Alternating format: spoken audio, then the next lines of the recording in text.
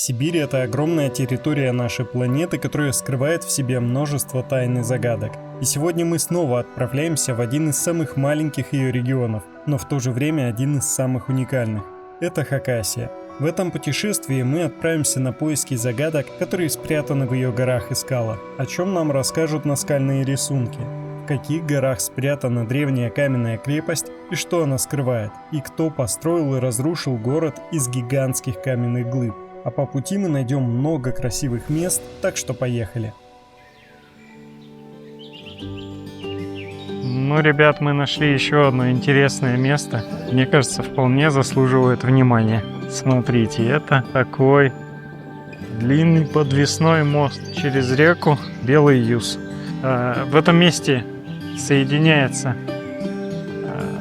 белый и черный Юз, и вот образуется как раз река Чулым. Опа. А там что, леса, что ли? Кто-то там бегает.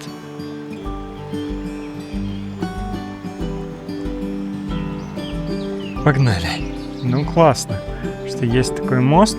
Можно устраивать какие-то фотосессии даже. Если было немножко покрасивее, вот это вот все выглядело бы как-нибудь немножечко посивильней. А так вполне вид прям такой неплохой.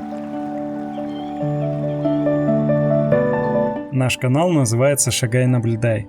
Это значит, что в любом месте, где бы мы ни оказались, мы ищем что-нибудь интересное. Знаете, как правило, оно всегда находится. В этом месте мост — это не все, что нам удается найти. Пройдя по нему на тот берег, мы попадаем на поле, усеянное тысячами жарков.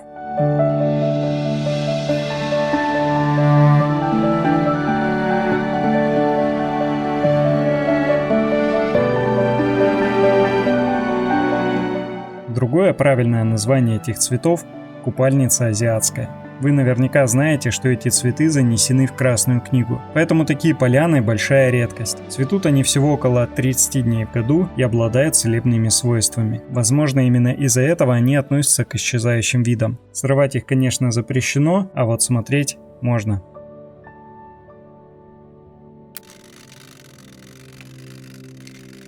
Ребят, мы приехали сейчас на музей под открытым солнцем. Называется вот так. Сулеки. Здесь есть много наскальных рисунков.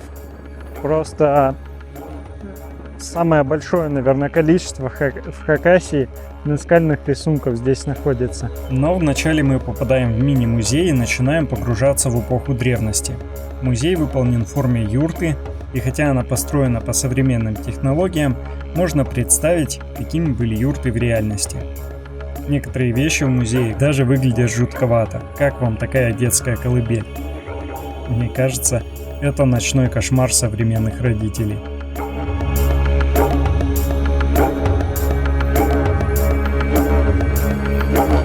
Здесь мы видим читхан, народный хакасский инструмент, под струнами которого позвонки животных. Музей наполнен самыми разными старинными вещами, многие из которых, возможно, есть даже у вашей бабушки. И вы представляете, здесь есть даже метеорит. Вижу впервые в жизни.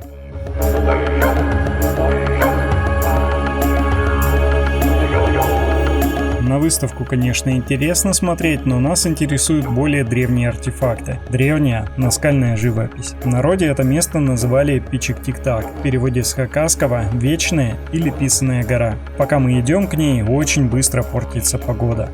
Нас вообще в этом году лето не балует.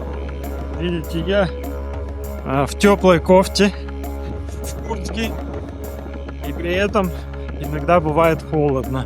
Сегодня у нас уже 4 июня, а мы до сих пор ходим в куртках и в кофтах теплых, и при этом мерзнем.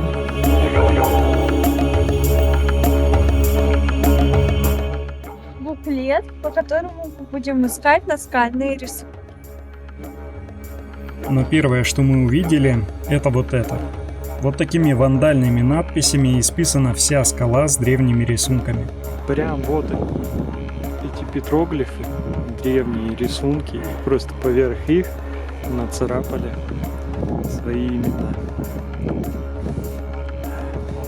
К сожалению, такое варварское поведение не осталось в прошлом. Когда я монтировал этот выпуск, появилась новость о том, что были разрушены петроглифы горной гряды Сундуки, и их фрагменты были украдены. В тех камнях была высечена легенда, и это большая утрата как для истории, так и для культуры. То, что для нас сохранило время и природа, уничтожает человека.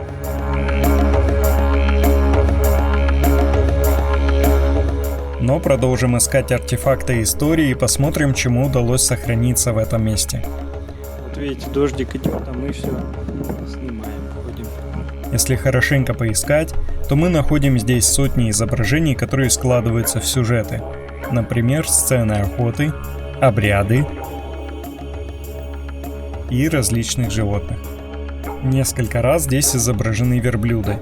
Оказывается, вплоть до 19 века в Хакасии разводили верблюдов, а в наше время это животное для Хакасии кажется каким-то экзотическим. Считается, что было ответвление шелкового пути, которое проходило через Хакасию. Интересно представить, как здесь проходили караваны.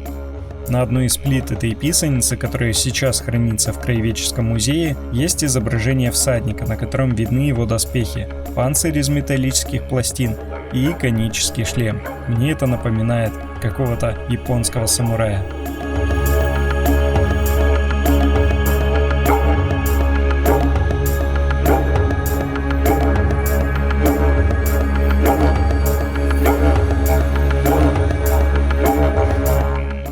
Человек тут нарисован с пальцами на лошади и угоняет верблюда. А это волки, может быть. Может, лисы? Или лисы. А это что такое? Обалдеть. Ну, ребята, я думаю, вы поняли, что нужно делать.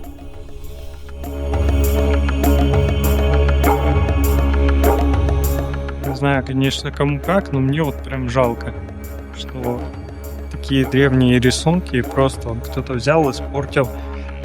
И им может быть несколько сотен лет, как говорят, даже несколько тысяч лет. Современные вандалы, так сказать, их испортили. Казалось бы, что вот эти вот наскальные рисунки, они вообще, наверное, не интересны никому, но на самом деле вот в таких наскальных рисунках очень интересно узнавать историю.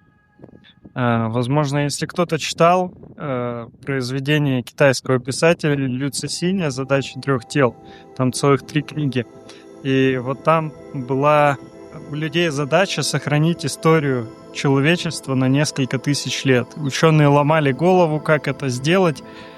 Там уже современные технологии, супер там будущее, но они не нашли ничего лучше, как именно написать, запечатлить историю человечества на камне. В основном все вот эти вот рисунки, они рассказывают какую-то историю, то есть о их быте, как они жили, чем они занимались, в каких домах они жили. Но если посмотреть на современные, да, имя, да, фамилию, и на самом деле это ничего не дает нам вообще. Никакого представления о том, кто здесь был. На самом деле я сам никогда не интересовался вот такими вот. Мне казалось, история, все это такое неинтересное. Но когда начинаешь представлять, кто здесь жил, как они вообще жили, это становится прям на самом деле очень интересным.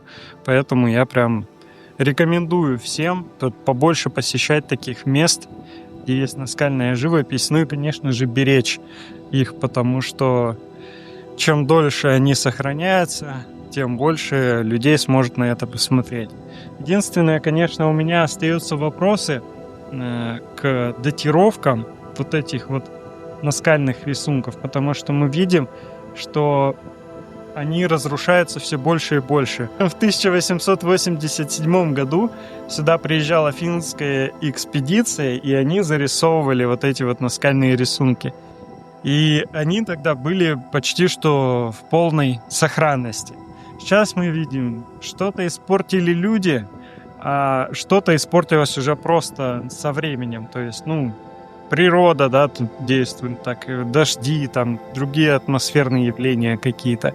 И все это разрушается со временем. Так вот, как оно могло простоять тысячи лет, а сейчас оно разрушается буквально там за 100 лет. Ну, то есть это немножко уже как бы... Ну, я вот сомневаюсь в этих датировках, хотя это официальная информация. Вот. Но, тем не менее, в любом случае это представляет огромную ценность для истории, для культуры, поэтому стоит обращать внимание на это. А сейчас, ребята, мы приехали снова на гору под названием Сахатин.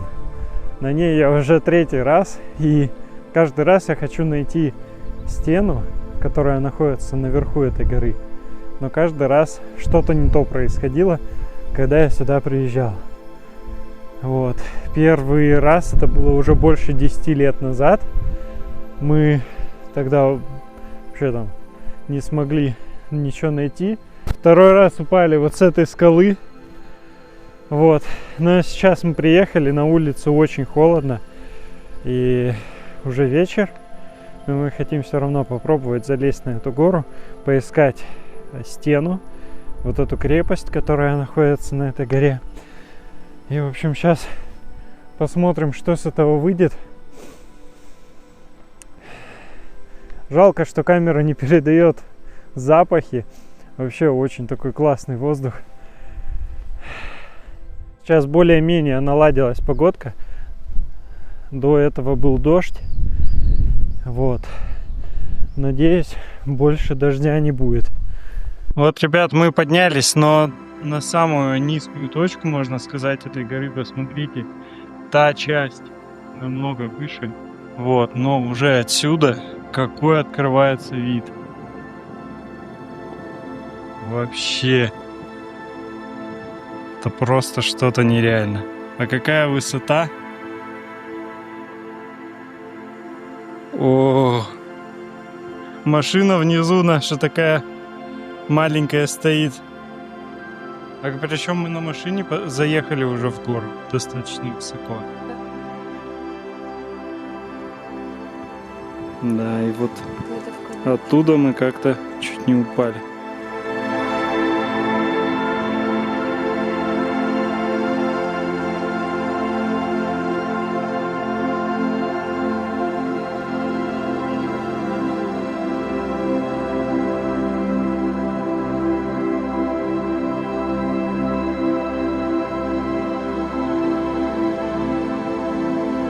Я как бомж какой-то, который проживает на горе.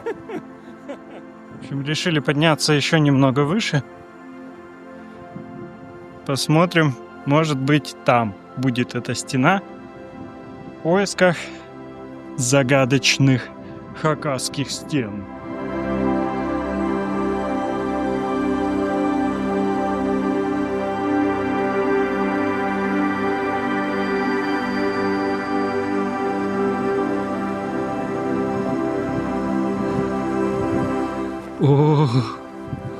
О-о-о-о-о.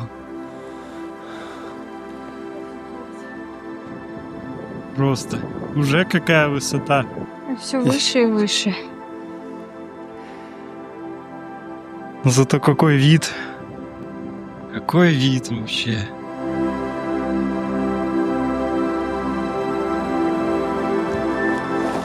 Нормально.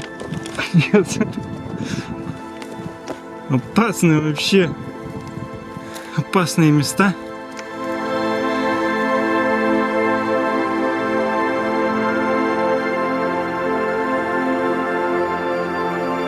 Гора огромная, что просто по ней можно ходить, искать эту стену целыми днями. Да. Уже, конечно, темнеет. Как мы будем спускаться? Опа! Мы, кажется, нашли, нет? Так вот она. Мы ее нашли. Есть. Вот она. Ну ничего себе. Конечно.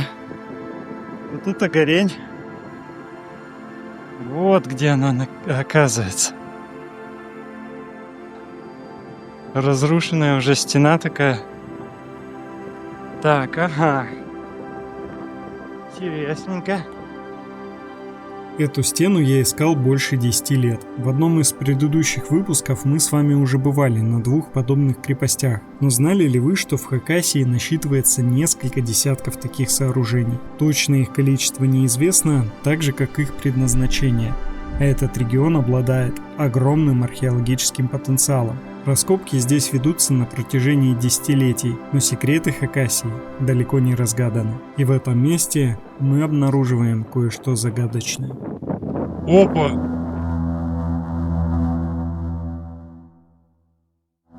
Это не берлога случайно какой-нибудь медведь? От того, что эта яма выкопана на такой высоте, становится жутковато. Если б не вот эти валуны, я бы подумал, что это берлога. Вряд ли бы медведь складывал тут вот так вот. Ну, вряд ли он бы стал бы копать здесь.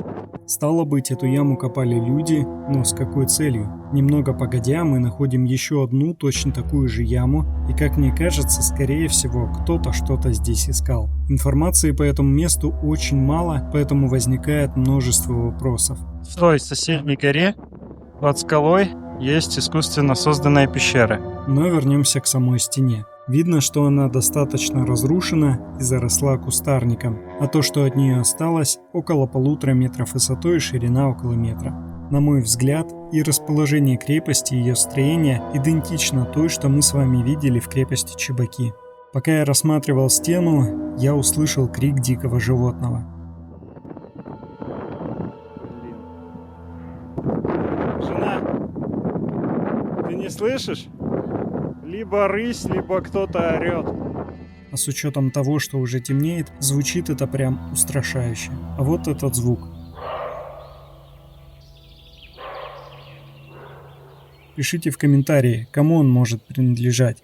А позже я открою вам этот секрет. А сейчас я дам вам не менее интересную информацию. Мы очень любим бывать на природе, особенно в таких диких местах. Но знаете, ночевать в пещере не лучший вариант. Поэтому для поиска жилья мы используем Авито путешествия. Там можно найти жилье на любой вкус и цвет. А что самое главное, это удобно и безопасно. А также есть круглосуточная служба поддержки. Под этим видео будет ссылка на этот сервис, по которой новые пользователи получат скидку 15% и 7% все остальные. А еще лучше заходите в мой телеграм-бот, и там вы найдете всегда активные промокоды на Авито и на другие самые разные услуги и сервисы. Ну вот еще одна интересная локация. Экологическая тропа Каменный лес. С недавнего времени, наверное, парочку лет уже, вход сюда платный, но оплачивается через интернет, либо в офисе в Абакане. К счастью, этому месту присвоили статус памятника природы. Это значит, что за местом следят. Например, здесь установили беседку и туалет. Благодаря этому место уже стало чище. Апа, принеси. Неси мне. Молодец, молодец, дай. Вот от этого стенда нужно подняться по тропиночке, и сейчас мы увидим, что вот такой здесь огромный гриб каменный. Даже не представляю, как он держится. Тем, что этот огромный камень держится на такой маленькой опоре, он напоминает висячий камень на эргаках. Хоть и он в разы меньше, но тоже впечатляет своими размерами, а самое главное – своей формой. Кажется, как будто это какой-то арт-объект из каменного века.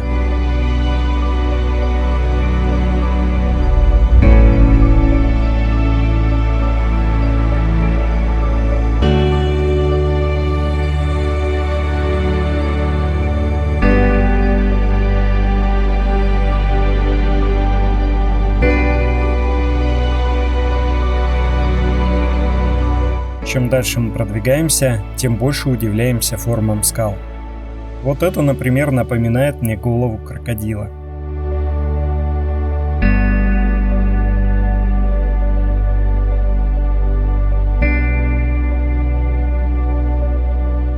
Но есть здесь и еще более загадочные вещи.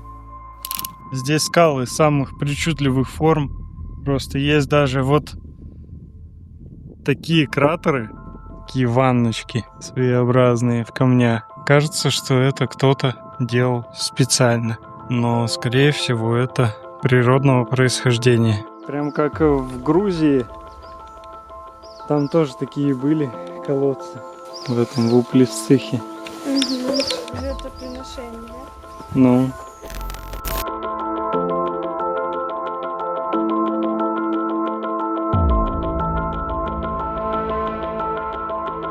Там еще одна. Даже их там две. А может быть и неприродного происхождения. Кто знает.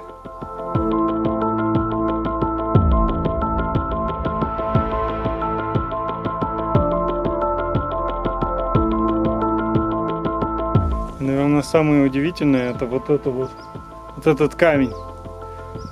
Кажется, что это кто-то специально вырезал, что такое непонятное. Но вот это, скорее всего, какие-то природные процессы такие происходили, что в камне образовались вот такие вот ячейки. Очень интересно.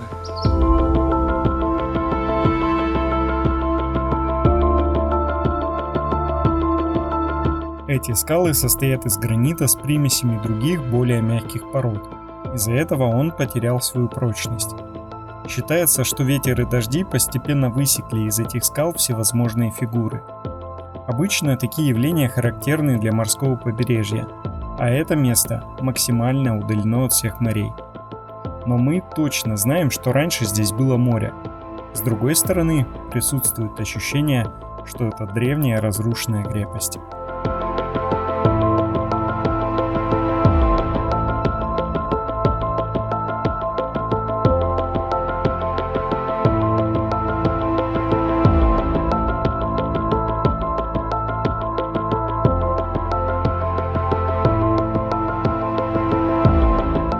Часто это место сравнивают с красноярскими столбами, и на самом деле сходство есть, хоть и не в таких масштабах.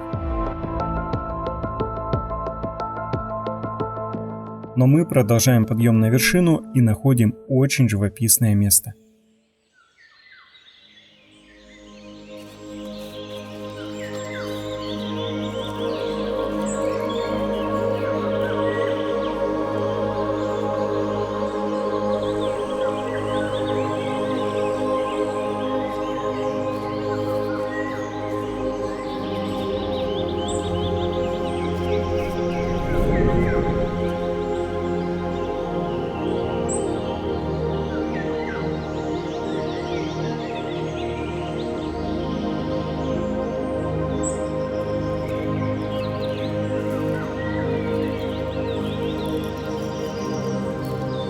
Поднимаемся все выше и выше.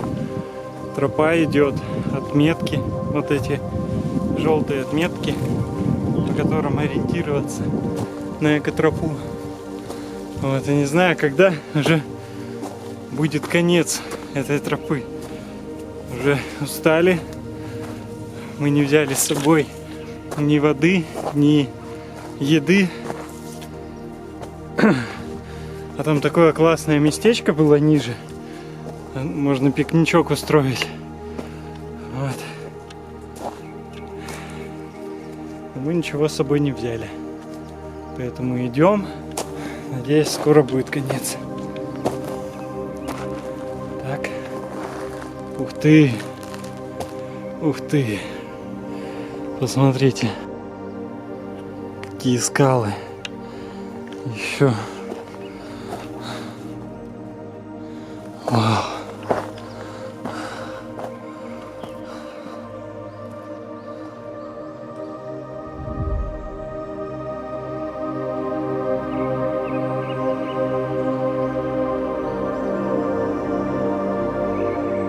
Как будто бы кто-то брал так и это все так большой какой-то рукой огромный.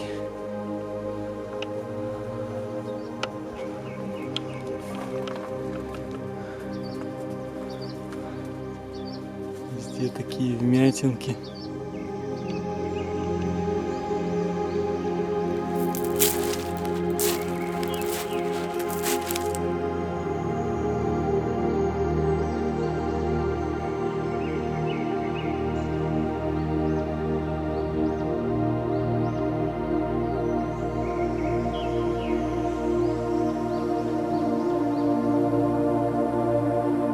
На вершине мы любуемся красотой природы, а также лицезреем ее мощь. Несколько лет назад здесь был сильный ураган, который с корнем повалил тысячи деревьев.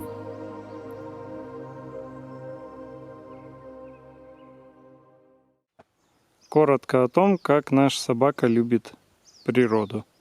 Вот мы уже собрались ехать, а она там и не хочет подходить к машине. Сидит и говорит: нет, я не поеду. Иди ко мне. Поехали. Теда, иди ко мне. Теда. В общем, поддались мы на уговоры нашей собаки и поехали на берег реки жарить сосиски.